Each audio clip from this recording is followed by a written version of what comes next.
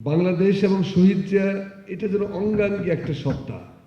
দুধের সঙ্গে সাদা রঙের যে সম্পর্ক, দেহের সঙ্গে আত্মার যে সম্পর্ক, বাংলাদেশের সাথে শহীদ জিয়াউর রহমানের সম্পর্ক হলো অনেকটা সেই রকম। এটার থেকে একজন থেকে আরেকজনকে বিচ্ছিন্ন করা যায় না। জিয়াউর রহমানের শ্রেষ্ঠত্ব হলো এখানে যে এরকমভাবে জাতির আত্মার সাথে একাকার হওয়া ব্যক্তিত্ব রাষ্ট্রনায়কদের মধ্যে আমাদের ইতিহাসে আর কখনো আসেননি।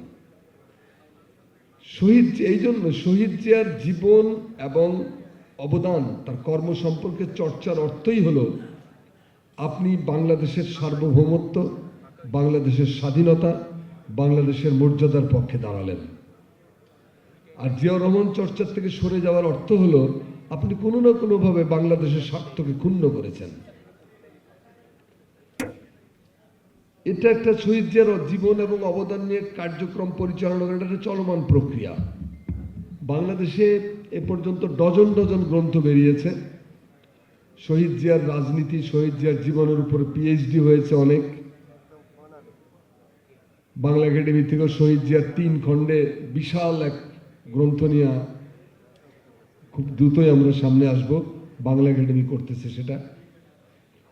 তো এই যে শহীদ জিয়াকে নিয়ে এতভাবে দেখা, তারপরও আমার মনে হয় যে এ দেখা অসম্পূর্ণ। কারণ হলো এত বিরাট ব্যাপক, তার এক একটা সাইড নিয়ে কথা বললে, যেমন কালচার নিয়ে কথা বললে অন্তত 3 ঘন্টা 4 ঘন্টা একটানা বলা যায়।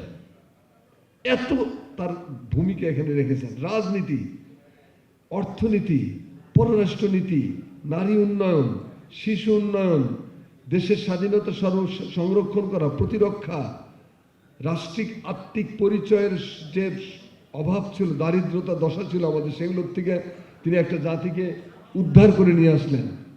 অর্থাৎ যেদিকেই আপনি তাকান না কেন, কর্মময় কর্মময় কর্মময় জীবন, এবং সেই কর্ম কোনো সাধারণ কর্ম নয়। এই জন্য জিয়াউর রহমান সম্পর্কে চর্চার অর্থই হলো এটা একটা নিরন্তর প্রক্রিয়া।